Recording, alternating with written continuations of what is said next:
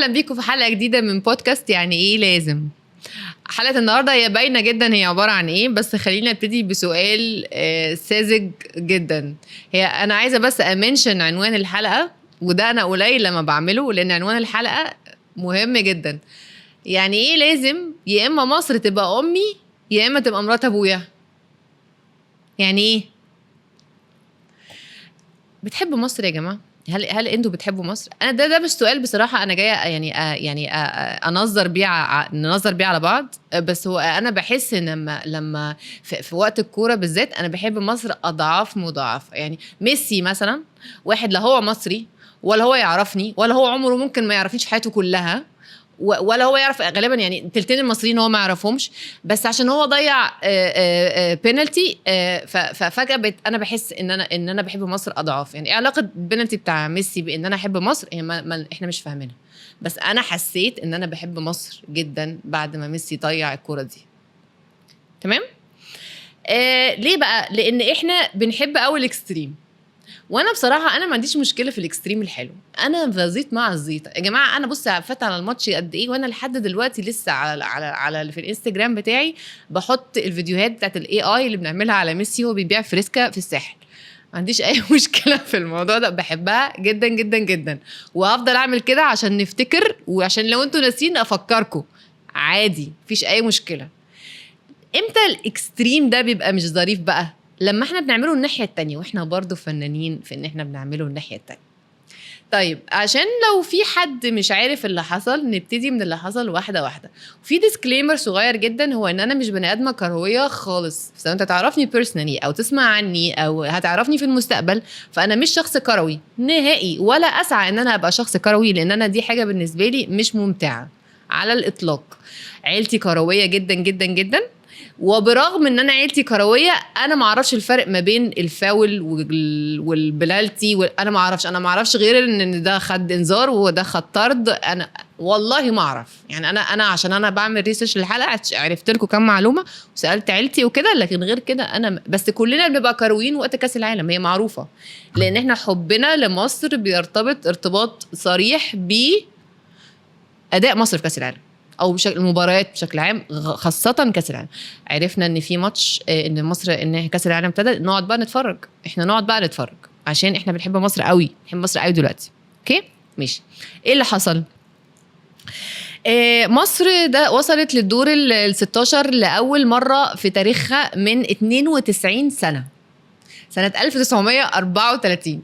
يعني خلينا نحط الموضوع ده في جملة مفيدة. يعني ايه من 92 سنة؟ يعني ممكن في ناس كتيرة، او مش في ناس كتيرة، وفي ناس كتيرة ماتت عاشت حياتها كلها وماتت قبل ما تشوف مصر في الدور ال16، unless انت شخص عندك 92 سنة، ودي حاجة مش كومن في مجتمعنا. فلما نقول ان ده انجاز تاريخي، لا هو فعلا انجاز تاريخي في الهيستوري المونديالي بتاعنا كله. اول مره مصر من سنه 1934، ايام ما كانوا الناس لسه عندهم بيلبسوا طرابيش و اللي هم الشنيبات الطويله دي، وبيركبوا الاوتوموبيل، وما دخلناش الدور ال16. فده هل ده انجاز تاريخي؟ ده انجاز حقيقي تاريخي جدا جدا. ومش بس كده، ده في 4 من اللاعبين، اتمنى اكون صح، ايوه لا 3 من اللاعبين بتوعنا كانوا ما بين الافضل احصائيا. تمام، فظيع. ده كلام جميل جدا وكلام مرعب في الانجاز، انجاز حقيقي جدا. لحد ما ايه اللي حصل؟ لحد ما لعبنا الارجنتين. فكره اصلا ان احنا نلعب الارجنتين دي لوحدها انجاز يا جماعه. يعني انتوا متخيلين؟ يعني يعني انا هتكلم في كميه السيناريوهات الغلط اللي كانت ممكن تحصل بعد الماتش ده وما حصلتش. مرعبه. احنا كنا كسبانين الارجنتين 2-0 لحد الدقيقه 79 لما الارجنتين حطت علينا. تمام. احنا ما خلاص اللعيبه اصلا كانت وصلت لمرحله، انا كنت بتفرج على الماتش ده وكنت مركزه جدا. اللعيبه جت في الاخر بعد ما لعبت كل الوقت ده، اللعيبه ابتدت تتعب، ما طبيعي ومنطقي. وبرغم ان احنا ابتدينا نتعب وخلاص احنا ادائنا ما كانش زي الاول خالص، والارجنتين معروف عنهم ان هم بيحطوا جوان في الفتره الاخيره، حطوا علينا جوان، احنا نسكت بقى؟ لا احنا عملنا حدث كوني تاريخي عن اللي حصل. في مؤامره كونيه حصلت بسبب ان الارجنتين كسبت مصر في الماتش اللي كان ممكن يعني كان ممكن ينتهي بسيناريوهات أسوأ بكتير جدا. كان ممكن نشيل 6 مثلا، كان ممكن كوارث تحصل في الماتش ده، بس ما حصلش وطلعنا بشرف وطلعنا ابطال ومصر لعبت الارجنتين فور جاد سيك. تمام. احنا بقى قررنا ان دي مؤامره كونيه، ان ميسي عنده واسطه، ان في ان في عمل اتعمل لمصر في مش عارفه ايه، عايشين بقى احنا في البابل دي. فاحنا مشكلتنا احنا بنروح لاخر حاجه طول الوقت، يا اما بنروح للاكستريم بتاع ان احنا فرحه ودي حاجه كويسه، يا اكستريم المؤامره الكونيه، يا اكستريم الحزن والشتيمه، يا احنا كده احنا عايشين هنا نخلص نروح الحته دي نزهق منها نرجع في الحته دي، نطلع نزهق منها نرجع تاني للحته دي، مفيش في النص. احنا مفيش في النص. يعني احنا عايشين ان مصر ما بين 48 منتخب دخلوا كاس العالم، مصر اتعمل عليها مؤامره كونيه.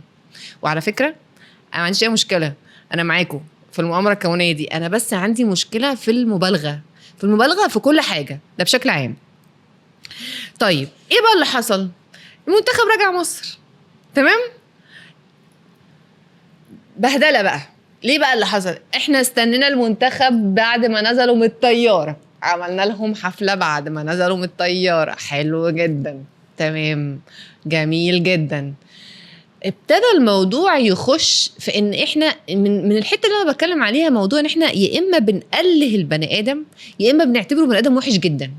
فاحنا كنا في الستيج بتاعت ان احنا مقلهين اللعيبه، فمقلهينهم بقى، اللي هو احنا بنعظم واحنا بنكبر واحنا بنعمل. راجل يعني كان غلبان، كان قاعد في الباص ورمى التيشيرت بتاعه من قلب الباص، مسكته واحده بنت، قال لك اصل مراته كانت بتهزقه على التليفون وخطيبته دخلنا في تفاصيل غريبه مريبه. تمام. اللعيبه ابتدوا يطلعوا في كل البرامج التلفزيونيه، وابتدينا نعرف حاجات عن حياتهم الشخصيه مش المفروض ان احنا نعرفها، ولو حتى عرفناها احنا مش مدين لهم الحق في ان هم يبقوا بني ادمين عاديين بمشاكل عاديه جدا. ده هو ما فيش مشكله احنا شفناها في التلفزيون عن اللعيبه الا في كل البيوت تقريبا. مين فينا يعني مين فينا، لا هي دي في حاجات فعلا كانت شخصيه جدا حصلت بس خلينا نتكلم في ان المفروض ان مش ده يبقى التوبيك، مش ده المفروض الاتجاه في ان احنا نتعامل مع ناس حصل معاهم الاكسبيرينس دي. ابتدينا نشوف حاجات في التلفزيون غريبه، انا مش عارفه مين مراته طلعت في البرنامج بتلسن على مراته التانية لما احنا مش عارفين هي مراته فعلا ولا مش مراته، مين اللي بتسجل الفيديو كولز ما بينها وما بين جوزها، مين اللي خطيبته مكلماه في التليفون بتقول له انت رميت التيشيرت مش عارفه ايه. ليه والله؟ يعني ايه لازم ان احنا نقله البني ادمين، ولما نقلهم قوي ونفوكس عليهم قوي وبعدين ننبهر قوي قوي قوي فنقرب قوي فنكتشفهم ان هم بني ادمين عاديين بمشاكل عاديه، فنبتدي ان احنا نحط عليهم. ما هو على فكره هو بشكل عام، واحنا من الحاجات اللي انا مثلا اتعلمتها في حياتي ان انا بطل انبهر بالبني ادمين. في الاخر البني ادم الناجح قوي اللي احنا شايفينه قدامنا ده هو at the end of the day بني ادم عنده مشاكل عاديه زيي وزيك زينا كلنا، عنده اب وام واخوات وزوجه وعيال، وممكن يكون بيغير بامبرز الصبح، ممكن يكون متخانق مع صاحبه بالليل، بني ادم عادي. انت اللي اخترت وانت اللي اخترتي تقلهي البني ادم ده. واحنا بنغلط الغلطه دي عامه في كل حاجه، احنا بنعملها بقى في الفن، في الممثلين، بنعملها في المغنيين، بنعملها في الكوره، بنعملها في السياسه. وده اللي بيخلي الاشخاص دي بتواجه صعوبه في ان هم يعيشوا حياتهم بشكل عادي، ان هم مش من حقهم ان هم يغلطوا الغلطات بتاعت البني ادمين العاديين. تلاقي الفوكس بقى عليهم جامد جدا والتركيز على حياتهم الشخصيه مبالغ فيه، مع ان اللي بيحصل في حياتهم الشخصيه ده بالنسبه لي وبالنسبه لك وبالنسبه لبقيه البني ادمين عادي. فهو لو في حاجه انا من الحاجات اللي انا بتضايقني بشكل شخصي او اللي انا اتعلمتها ان انا ابطل اقله البني ادمين. احنا المفروض ان احنا ما ننبهرش، المفروض ان احنا ما ننبهرش ولا نقله في حد، ولا نفتكر ان في حد جامد فظيع بجناحات تنين مجنح، مفيش الكلام ده. ونبطل ان احنا نعيش طول الوقت كده على الادج، يعني نحب حد قوي قوي قوي قوي يعني نكرهه قوي قوي قوي قوي. في النص في ان احنا نبقى نبص للبني ادم اللي قدام مننا ان هو عمل مثلا حاجه في شغله كانت انجاز كويس، برافو، خلاص هو بني ادم. في اسبكت ثانيه في الحياه، هو بني ادم. ان احنا ممكن نتبسط عادي بالانجاز اللي عمله البني ادم الفلاني، لكن الناحيه التانية نستوعب ان هو بني ادم عادي. ما ينفعش ان احنا نخش قوي في تفاصيل حياه البني ادمين، ما ينفعش ان احنا نبقى احنا طول الوقت كده عايشين في الاكستريم. لدرجه ان هو حصل حاجه غريبه جدا. عمرو اديب نفسه طلع بيقول يا جماعه ما تخشوش في حياتكم الشخصيه. فيعني لما عمرو اديب يقول الكلمه زي دي معناها ان احنا في ازمه حقيقيه حاصله يعني دي، لان هو في الطبيعي مش بيقول كده، فلما يقول كده تعرفوا ان في مشكله. ان لحد دلوقتي في ناس عندها فومو ان الست اللي كانت بتعمل الفيديو كولز مع جوزها وبتسجل فيديو كولز بطلت بقالها كذا يوم مش بتحط الفيديو كولز، وانا بدات اتوغوش. انا خلاص حياتي ما بقتش قادره تكمل من غير ما اشوف الفيديو كولز، يعني انا لازم اشوف الفيديو كول. ف ستوب. انا كمان ستوب. كده غلط. مش المفروض ان الناس دي تتعرف بالطريقه دي. مش المفروض ان انا اعرف معلومات زي كده عن شخص عمل حاجه لبلده. مش المفروض، ولا المفروض ليكوا ولا المفروض ليا. تمام ماشي. من الحاجات برضو الغريبه اللي انا بلاحظاها كحد بره الكوره على حد جوه الكوره قوي، ان احنا يعني بيبقى في مثلا لعيب هو الراجل اوريدي عنده تاريخ كويس وعنده هيستوري كويسه، بس هو ما توفقش في الماتش ده او هو ما عملش كويس في الماتش ده، فاحنا نحكم عليه ونقطع في ريشه عشان هو ما عملش كويس في الماتش ده. طب ليه؟ ناخد عظه من الزمالك مثلا. الزمالك مثلا عندهم وفاء وعندهم صبر وعندهم قدره تحمل مرعبه ورا فريقهم مهما حصل. بتكلم عشان انا جوزي زملكاوي، فانا بشوف الصبر واصل لحد فين، وعندهم ايمان وبتظبط في الاخر. هي ساعات بتظبط، بس هي بتظبط. الولاء مش بقول ان اللعيبه دي مثلا شبه الزمالك، ممكن يكونوا اشطر من الزمالك، بس ان اداء في الماتش المعين ده بيكون توفيق من ربنا. ممكن يكون في حاجه معينه ما بلاش نظام ان احنا دايما احنا يا اما بنقلل بني ادم ونكبره قوي ونحط عليه اكسبكتيشنز ان هو لازم يميت توقعاتنا منه، زي ما احنا عاملين مثلا مع صلاح، ان احنا حاطين عليه مسؤولية كل حاجة واي حاجة طول الوقت، والراجل انا مش متخيلة الضغط النفسي اللي عليه. ومن يا اما كده يا اما الناحية التانية نتعامل معاه لو غلط، لو عمل اي حاجة غلط، لو ما توفقش في ماتش، لو عمل مش عارفة ايه، نتعامل معاه ان هو يعيني رمى مسؤولية مصر في الارض ليه ما بالراحه. غالبا انت او انت اتحطيتوا في الموقف اللي زي ده هتحسوا بنفس الضغط ده عادي، وهتكرهوا حياتكم. بس احنا عشان احنا بنشوف اللعيب ده ملكيه عامه، بنشوف الفنان ده ملكيه عامه، مش بنبص للموضوع بحقيقته العاديه، ان هو بني ادم عادي.